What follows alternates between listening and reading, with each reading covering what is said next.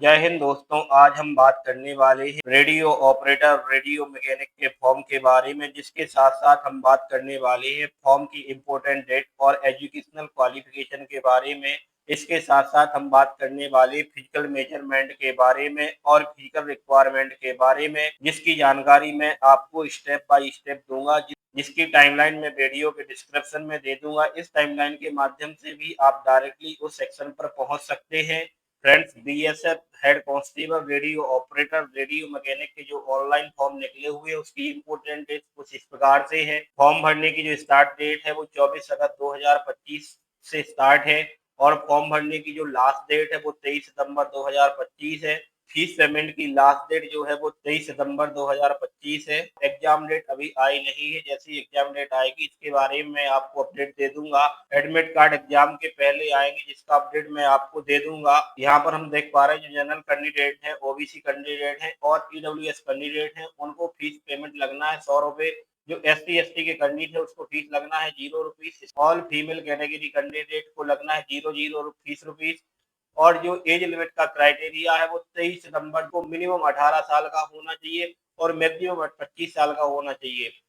और BSF age relaxation provide करती है अकॉर्डिंग टू कैटेगरी, तो जिसके लिए आपको डिटेल नोटिफिकेशन रीड करना है। नोटिफिकेशन का लिंक मैं आपको वीडियो के डिस्क्रिप्शन में दे दूंगा, जिस पर क्लिक करके डायरेक्टली आप नोटिफिकेशन रीड कर सकते हैं। दोस्तों, यहाँ पर जो वैकेंसी निकली हो बीएसएफ की वो 11 से 21 वैकेंसी निकली हुई है। यहाँ पर हम देख पा रहे हैं कि जो हेड कांस्टेबल की वैकेंसी वो 910 वैकेंसी निकली हुई है और जो हेड कांस्टेबल रेडियो मैकेनिक की वैकेंसी है वो 211 निकली हुई है। और इसके बाद हम बात करते हैं एलिजिबिलिटी क्राइटेरिया। जो हेड कांस्टेबल का जो आरओ का क्राइटेरिया है उसके लिए क्या होना चाहिए। आप कम से कम 10वीं पास होना चाहिए और आपके पास आईटीआई डिप्लोमा होना चाहिए जो कि 2 साल का होना चाहिए, क्योंकि आपका radio operator, television, electronics, computer operator और प्रोग्रामिंग असिस्टेंट, डेटा प्रिपरेशन और एआई रिलेटेड होना चाहिए।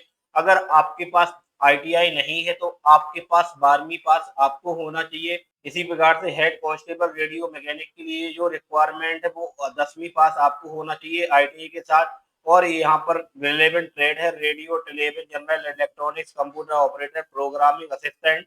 इन सारे ट्रेड से आपको पास होना चाहिए। अगर आपके पास आईटीआई नहीं है तो आपको 12वीं पास होना चाहिए फिजिक्स, मैथ, केमिस्ट्री के साथ। दोस्तों, हम बात करने वाले जो BSF head constable RO and RM radio mechanics की जो रिक्वायरमेंट 2025 की है उसकी फिजिकल एलिजिबिलिटी क्या होगी। हम यहाँ इसको 2 सेक्शन में समझते हैं। हम यहाँ पर मेल सेक्शन की पहले बात करते हैं, तो आप यहाँ पर देख पा रहे हैं टाइप एसटी और अदर कैंडिडेट। और जिस एसटी के कैंडिडेट है उनको हाइट चाहिए 162.5 सेंटीमीटर और जो अदर कैंडिडेट जैसे ओबीसी, जनरल और एससी तो उनकी जो हाइट चाहिए 168 सेंटीमीटर चाहिए। एससी एसटी का सीना 76 से 81 सेंटीमीटर के बीच होना चाहिए और अदर कैटेगरी के जो कैंडिडेट है उनका सीना 80 से लेकर 85 सेंटीमीटर के बीच होना चाहिए। रेस जो होनी है 1.6 किलोमीटर की होनी है, जो कि आपको 6.5 मिनट में इसको कंप्लीट करना है, चाहे वो SC ST किसी भी कैटेगरी के कैंडिडेट हो। और यहाँ पर लॉन्ग जंप की बात करें तो 3.6 मीटर 3 चांस में आपको एक बार क्लियर करना है। और जो हाई जंप है 1.2 मीटर आपको 3 बार में एक बार क्लियर करना है। और यहाँ पर अगर हम बात करें फीमेल कैटेगरी कैंडिडेट की, तो यहाँ पर एसटी की जो फीमेल कैटेगरी कैंडिडेट है उनकी हाइट चाहिए 154 सेंटीमीटर और अदर कैटेगरी कैंडिडेट की हाइट चाहिए 157 सेंटीमीटर। फीमेल को 800 मीटर दौड़ना है 4 मिनट में। 9 फीट लॉन्ग जंप होना चाहिए 3 चांस में और हाई जंप 3 फीट होना चाहिए 3 चांस में। इसके बाद हम बात कर देते हैं मोड ऑफ सिलेक्शन की, कि अगर आपने यहाँ पर आपका जो सिलेक्शन प्रोसीजर है वो क्या रहेगा। सबसे पहले आपका फिजिकल एलिजिबिलिटी टेस्ट होगा कि मेजरमेंट होगा और फिजिकल स्टैंडर्ड टेस्ट होगा। ये सारी चीजें हो जाने के बाद आपकी मेरिट बनेगी, उसके अकॉर्डिंग आपको यहाँ पर कंप्यूटर बेस्ड टेस्ट के लिए बुलाया जाएगा। कंप्यूटर बेस्ड टेस्ट में आप शॉर्ट लिस्टेड हो जाती है तो आपको डॉक्यूमेंट वेरिफिकेशन के लिए बुलाया जाएगा। डॉक्यूमेंट वेरिफिकेशन हो जाएंगे तो आपसे dictation test, paragraph, reading test आपका लिया जाएगा। ये सारे टेस्ट हो जाने के बाद आपका मेडिकल एग्जामिनेशन लिया जाएगा। मेडिकल एग्जामिनेशन के बाद आपको इसका ज्वाइनिंग लेटर आ जाएगा, जिसके बाद आप बीएसएफ को ज्वाइन कर सकते हैं। दोस्तों, अगर आपने फॉर्म भरना है तो आपको कौन कौन से डॉक्यूमेंट रिक्वायर्ड रहेंगे, तो आपको एजुकेशन क्वालिफिकेशन में 10वीं की मार्कशीट, 12वीं की मार्कशीट और आईटीआई की मार्कशीट आपके पास होना चाहिए। आधार कार्ड होना चाहिए और निवास प्रमाण पत्र आपके साथ होना चाहिए, क्योंकि ये अपलोड होगा। मोबाइल नंबर और ईमेल आईडी भी आपका कंपलसरी है। और फोटो और सिग्नेचर भी इसमें अपलोड होंगे। इसके अलावा कोई और डॉक्यूमेंट रिक्वायर्ड रहेंगे तो आप अपने पास डॉक्यूमेंट लेकर रखें, फॉर्म भरने में आपको कोई प्रॉब्लम ना हो सके। सबसे पहले हम किसी ब्राउज़र को ओपन करते हैं। ब्राउज़र में सबसे पहले हम गूगल ओपन करते हैं। गूगल पर हम टाइप करते हैं बीएसएफ रिक्वायरमेंट 2025। इसके बाद हमारे सामने इस प्रकार की लिंक आ जाएगी rect.bsf.gov.in। हम इस लिंक पर क्लिक करते हैं, जिसके बाद हम बीएसएफ की ऑफिशियल वेबसाइट पर पहुंच जाएंगे। यहाँ पर हम ऑप्शन देख पा रहे हैं कैंडिडेट लॉगिन का, तो हम यहाँ पर क्लिक करेंगे। जिसके बाद हमारे सामने कुछ इस प्रकार का वेब पेज ओपन हो जाएगा। दोस्तों, अगर आपने पहले बीएसएफ का फॉर्म भरा हुआ है तो आप डायरेक्टली लॉगिन करके फॉर्म भर सकते हैं। लॉगिन करने के लिए आपके पास ईमेल आईडी और मोबाइल नंबर होना चाहिए, जिसकी जानकारी हम यहाँ पर एंटर करेंगे और यहाँ पर पासवर्ड डालेंगे। आई एम नॉट रोबोट पर क्लिक करेंगे और लॉगिन कर देंगे। और अगर आपने अभी तक बीएसएफ का कोई फॉर्म नहीं भरा हुआ है तो आप कैंडिडेट रजिस्ट्रेशन कर सकते हैं। आप यहाँ पर देख पा रहे हैं न्यू कैंडिडेट रजिस्टर हियर, तो हम यहाँ पर क्लिक करते हैं। इसके बाद हमारे सामने कुछ इस प्रकार का वेब पेज ओपन हो जाता है। दोस्तों, हम यहाँ पर आवेदक का नाम डालेंगे और यहाँ पर आवेदक का मोबाइल नंबर एंटर करेंगे और यहाँ पर ईमेल आईडी डालेंगे। सारी जानकारी एंटर कर देने के बाद जनरेट ओटीपी पर क्लिक करेंगे। दोस्तों, हमारे मोबाइल पर जो ओटीपी आएगा उसको हमको यहाँ पर डाल देना है और हमें यहाँ ईमेल पर प्राप्त ओटीपी को डाल देना है। अगर आपकी ईमेल आईडी पर ओटीपी नहीं आता है तो आप इसी स्पैम बॉक्स में जाकर चेक करेंगे। ओटीपी एंटर कर देने के बाद सबमिट पर क्लिक करेंगे। दोस्तों, जिसके बाद हम इस प्रकार के वेब पेज पर आ जाएंगे और अगर आपका पहले से रजिस्ट्रेशन था और आपने डायरेक्टली लॉगिन किया है तो आप माई प्रोफाइल में जाकर के इस सेक्शन पर आ सकते हैं, जहां से आप अपनी इंफॉर्मेशन को बदल सकते हैं या भर सकते हैं। यहाँ पर आप देख पा रहे हैं जो जानकारी आपने भरी हुई थी इसकी जानकारी आपके सामने कुछ इस प्रकार से है। हम यहाँ पर देख पा रहे हैं आइडेंटिफिकेशन डिटेल। अगर आपको अपनी पहचान से संबंधित कोई डिटेल देनी है तो आप कौन सा डॉक्यूमेंट देना चाहते हैं, आप यहाँ से सिलेक्ट करेंगे और यहाँ पर डॉक्यूमेंट का नंबर डालेंगे और यहाँ आइडेंटिफिकेशन टाइप क्या देना चाहते हो अपने हिसाब से आप यहाँ पर passport, PAN card, driving licence, Aadhaar card, voter ID select कर सकते हैं और यहाँ पर उसका नंबर डालेंगे। दोस्तों, यहाँ पर हमें एडिशनल इंफॉर्मेशन देनी है, जैसे जन्म तिथि। आपकी जन्म तिथि क्या है आप यहाँ से डायरेक्टली इंटर कर सकते हैं। यहाँ से कैलेंडर पर जाकर भी आप इसे भर सकते हैं। यहाँ पर जानकारी ऑटोमेटिकली आ जाएगी। इसके बाद आपको यहाँ पर भरना है कि आप किस देश के रहने वाले हैं। यहाँ पर आपको अपने पापा का नाम लिखना है, यहाँ पर आपको अपनी मम्मी का नाम लिखना है। दोस्तों, आपकी बॉडी पर जो परमानेंट मार्क है उसकी जानकारी आपको यहाँ पर डालनी है। इसके बाद आपको यहाँ पर अपना जेंडर बताना है कि आपका जेंडर क्या है, मेल फीमेल। दोस्तों, यहाँ पर आपको अपनी शादी से संबंधित स्टेटस बताना, जैसे आप मैरिड है, अनमैरिड है, डिवोर्सेस है, विडो है। आप इसे अपनी आवश्यकता के अनुसार भर सकते हैं। दोस्तों, यहाँ पर आपको अपनी निवास से संबंधित जानकारी देनी है, लेकिन आप यहाँ पर निवास को यस करेंगे क्योंकि निवास के बिना आप बीएसएफ का फॉर्म नहीं भर पाएंगे, इसलिए आप इसे यस करेंगे। और आपका निवास किस राज्य का है तो आप यहाँ पर अपनी आवश्यकता के अनुसार उसको चुन सकते हैं।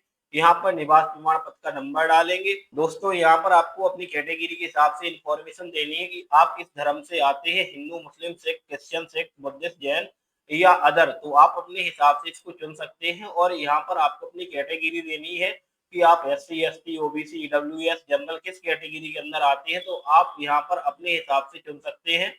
इसके बाद आपको यहाँ पर देखना है मोड ऑफ रिक्वायरमेंट। आप जो भर्ती हो रहे हैं वो किस लेवल पर हो रहे हैं। आप एक्स सर्विसमैन है तो आप इसका चुनाव करेंगे। आप बीएसएफ के अलावा गवर्नमेंट एम्प्लॉय है तो आप इसका चुनाव करेंगे और बीएसएफ डिपार्टमेंट में काम कर रहे हैं तो यहाँ पर क्लिक करेंगे। इनमें से आप किसी को रिप्रेजेंट नहीं करते तो आप डायरेक्टली एंट्री का चुनाव कर सकते हैं। इसके बाद आपको देना सब कैटेगरी रिजर्वेशन। अगर आप पीएच या फिजिकल हैंडीकैप है तो आप यहाँ पर एस करेंगे, अन्यथा नो करेंगे। आप यहाँ पर जानकारी भरेंगे कि आप एक्स सर्विसमैन है या नहीं है, तो आप यहाँ अपनी आवश्यकता एस नो कर सकते हैं। और इसके बाद आपको यहाँ पर भरना है कि आप बीएसएफ में काम कर रहे थे तो आप यस करेंगे, अन्यथा नो करेंगे। यह सारी जानकारी भर देने के बाद हम नेक्स्ट पर क्लिक करेंगे। फ्रेंड्स, इसके बाद हमको अपनी यहाँ पर एड्रेस से संबंधित जानकारी देनी है कि आपका जो पता है वो क्या है। दोस्तों, यहाँ पर हम अपने आधार कार्ड के हिसाब से पता डालेंगे और यहाँ पर जो हमारा पिन कोड है उसकी जानकारी यहाँ पर देंगे। हम किस राज्य के रहने वाले इसकी जानकारी हम यहाँ पर डालेंगे। हमारा कौन सा जिला है उसकी जानकारी हम यहाँ पर देंगे और हमारे गांव का जो शहर है वो कौन सा है उसकी जानकारी यहाँ पर एंटर करेंगे। और हमारा जो पुलिस स्टेशन उसकी जानकारी हम यहाँ पर देंगे। डाकघर की जानकारी यहाँ पर देंगे। तो और तहसील की जानकारी हम यहाँ पर भरेंगे। और अगर हमारा करस्पॉन्डिंग एड्रेस और परमानेंट एड्रेस सेम है तो हम यहाँ पर क्लिक करेंगे तो जो जानकारी हमने यहाँ पर भरी हुई है उसकी जानकारी यहाँ पर आ जाएगी। उस सेव एंड नेक्स्ट पर क्लिक करेंगे। दोस्तों इसके बाद हमें यहाँ पर एनसीसी से संबंधित जानकारी देनी है कि आपके पास एनसीसी है तो आप यस करेंगे। अगर यस करते हैं तो आपके पास एनसीसी का ए बी सी कौन सा प्रमाण पत्र है उसे आप यस करेंगे और बाकी सब में नो करेंगे। अगर आपके पास एनसीसी का सर्टिफिकेट नहीं है तो आप नो पर क्लिक करेंगे। अगर आपके पास स्पोर्ट कोटा का सर्टिफिकेट है तो आप यस करेंगे अन्यथा नो करेंगे। यहाँ पर आपकी फिजिकल स्टैंडर्ड पूछा जाता है कि आपकी हाइट कितनी है तो उसकी जानकारी आप यहाँ पर देंगे। आपका वजन क्या है उसकी जानकारी आप यहाँ पर देंगे। अगर हमारे ऊपर कोई क्रिमिनल केस चल रहा है या पहले क्रिमिनल केस हुआ है तो आप यहाँ पर यस करेंगे अन्यथा नो करेंगे। गुजराती रॉयट्स से तो आप इसे यस करेंगे अन्यथा नो करेंगे। दोस्तों आपके पास 1980 से लेकर के 1989 के बीच का जम्मू कश्मीर का प्रमाण पत्र है तो आप इसे यस करेंगे अन्यथा नो करेंगे। सारी जानकारी भर देने के बाद सेव एंड नेक्स्ट पर क्लिक करेंगे। दोस्तों यहाँ पर जैसे हमें क्वालिफिकेशन डिटेल एंटर करनी है, यहाँ पर आप अपनी योग्यता भरेंगे। सबसे पहले आप यहाँ पर 10वीं की जानकारी भरेंगे मार्कशीट के हिसाब से। यहाँ पर आप मार्क्स 10वीं की प्रमाण पत्र संख्या का नंबर लिखेंगे जो मार्कशीट में फोटो के ऊपर लिखा रहता है। यहाँ पर आप जानकारी देंगे 10वीं जो आपने पास की हुई वो किस वर्ष में आपने पास की हुई है और आपने किस राज्य से पास की हुई उसकी जानकारी आप यहाँ पर देंगे और आपका जो बोर्ड या यूनिवर्सिटी विश्वविद्यालय था उसकी जानकारी आप यहाँ पर देंगे। State board, CBSE, other board, तो आप इसकी जानकारी अपने हिसाब से देंगे और ऐड कर देंगे। तो यहाँ पर आपकी जानकारी कुछ इस प्रकार से आ जाएगी। इस प्रकार से आपके पास जो भी एजुकेशन है सब जानकारी डालेंगे और ऐड पर क्लिक करेंगे।